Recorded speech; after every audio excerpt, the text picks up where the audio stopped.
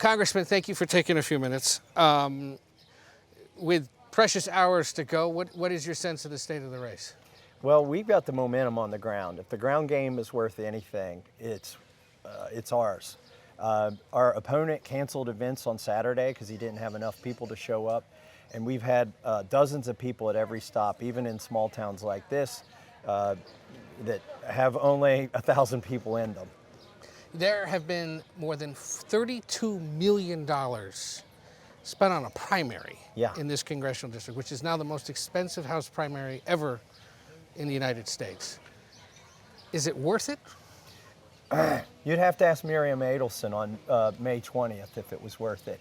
Because, you know, they tried to buy my vote for 14 years and it was never for sale.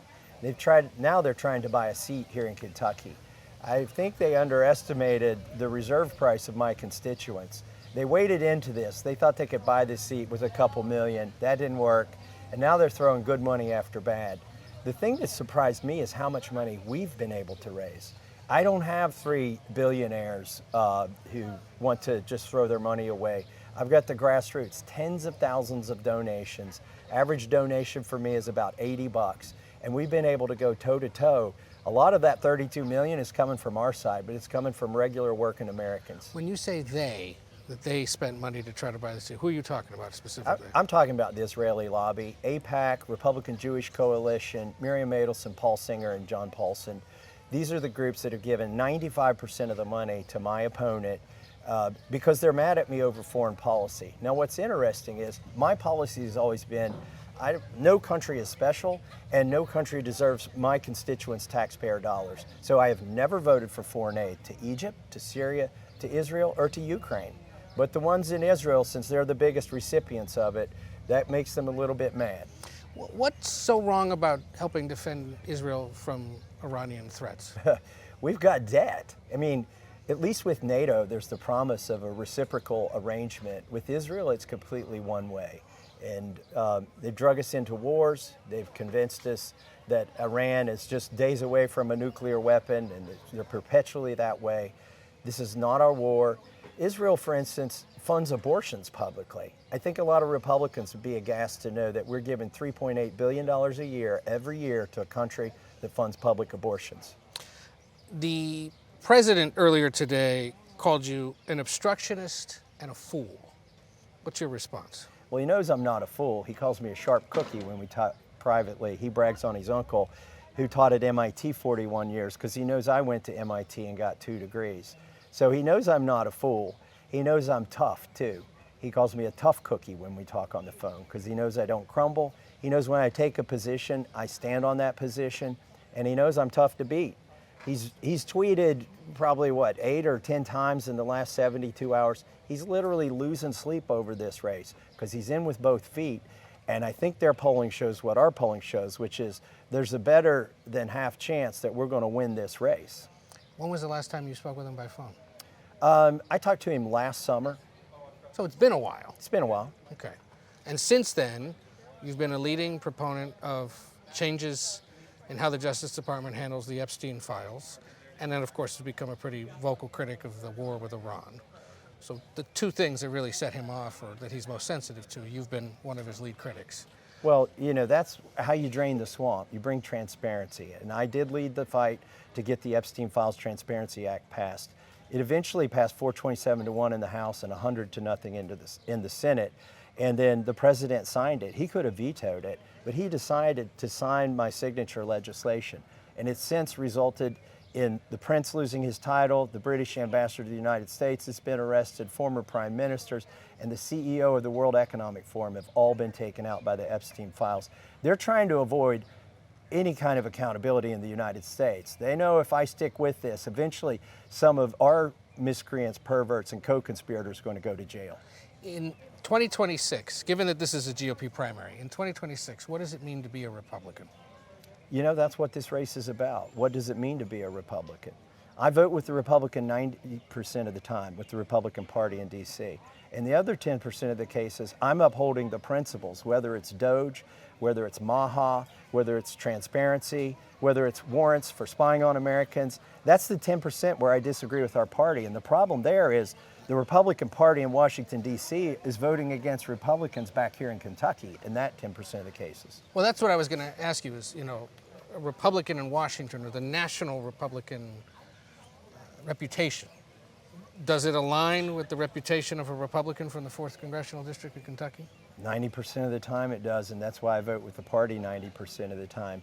But look, I got to give Trump credit for forming a coalition that expanded the Republican tent. It got moms who care about what their kids eat to vote Republican. It got independents who don't want to be spied on by the government to vote Republican. It got people who wanted to cut the budget, the Doge contingency. He built this tent, he grew this tent, and now he's trying to shrink it constituency by constituency, and that could be expensive this November if we lose the majorities. What's the debt up to here right now? The debt is roughly $39 trillion. And I'm glad you asked, because we've added, when I say we, I mean Republicans in the House, the Senate, and the White House, $2.7 trillion to this debt in the 16 months that we've been in control. I said this would happen with the big, beautiful bill. If you're going to increase the debt, there's no free ride. And what I see here in Kentucky is retirees who are on a fixed income, not just a fixed income, but fixed savings. They're watching their savings dwindle because the price of everything is getting so high, and they're losing to inflation.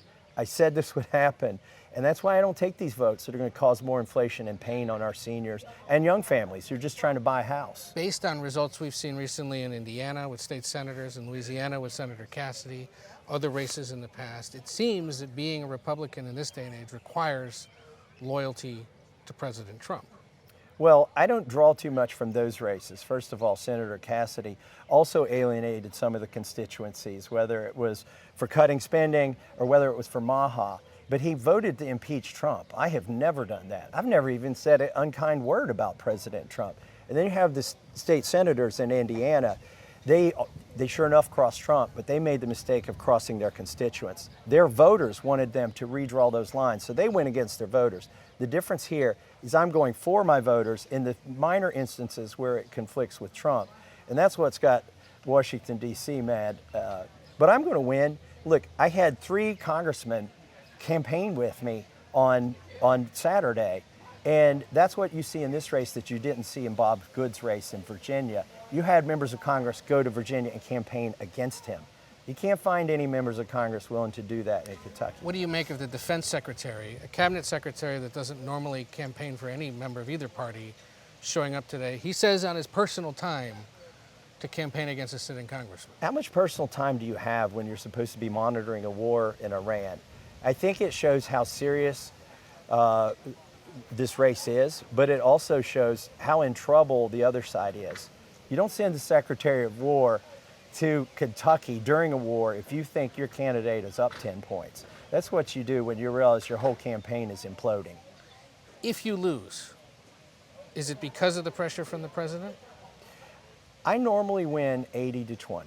If the president had merely endorsed a warm body, that's his affectionate term for my opponent, it's a warm body from Central Casting, I would have won 60-40. The difference in this race, what people need to watch, is it's a referendum on whether the Israeli lobby can buy a seat in Congress and how much they're willing to spend to try, and in order to intimidate the entire Republican Party into having zero dissension on foreign policy toward Israel. You know that kind of criticism doesn't sit well with fellow Republicans, at least in the House Republican Conference, that there are others who've accused you of all sorts of things regarding Israel, regarding the state of Israel, regarding the Israeli government, regarding Jewish Americans. Are you anti-Semitic? They're trying to tell you that it's anti-Semitic for me to expose the fact that the Republican Jewish coalition has spent millions of dollars in this race, that a dual citizen, Miriam Adelson, who even Trump says is more loyal to Israel than the United States, has spent millions of dollars in this race. Those are mere facts. And it's Okay, really... but it's a yes or no. Are you anti-Semitic or not? Oh, hell no. Okay. I'm hell no anti-Semitic. But here's the danger that AIPAC runs.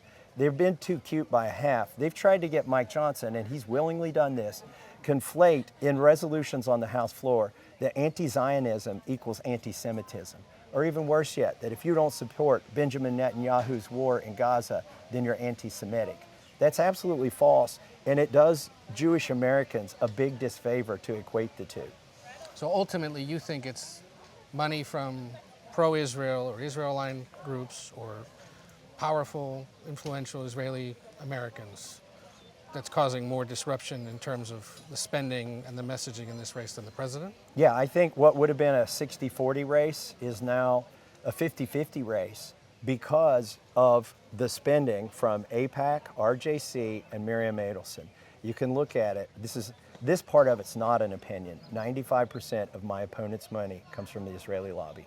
All right, Congressman, thank you.